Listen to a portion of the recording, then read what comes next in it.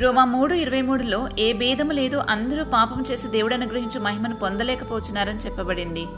మహిమాస్వరూపైన దేవుడిని తెలుసుకోవాలంటే దేవుడు అనుగ్రహించు మహిమ మనకు ఉండాల్సిందే. దేవుడు మనల్ని తన పోలికలో చేసినప్పుడు ఆదాము అవ్వ ఎంతో మహిమలో ఉన్నారు. కానీ ఎప్పుడైతే పాపం ప్రవేశించిందో అప్పుడు ఆ మహిమను పోగొట్టుకుని దేవుడిని తప్పుగా అర్థం చేసుకోవడం, భయపడి ఆయన దగ్గర నుంచి పారిపోవడం మొదలుపెట్టారు. ఇక దేవుడు వారికి అనుగ్రహించిన మహిమ వారికి లేదు గనక దేవుని సన్నిధిలో మహిమ లేకుండా చేరుకోలేకపోయారు. అందుకే ఆయనను సమీపించడానికి చూసినప్పుడల్లా ప్రాయశ్చిత్తార్థ బలితోనే సమీపించాల్సి వచ్చింది. అయితే యేసుక్రీస్తే తను తాను ప్రాయశ్చిత్తార్థ బలిగాను అపరాధ పరిహారార్థ బలిగాను అర్పించుకుని మనల్ని పాపం నుండి విడిపించారు. ఇప్పుడు పాపక్షమాపణ పొందుకున్న వారందరూ తిరిగి దేవుడు అనుగ్రహించు మహిమను పొందుకుని మహిమాస్వరూపి అయిన దేవుణ్ణి తెలుసుకోగలుగుతున్నారు.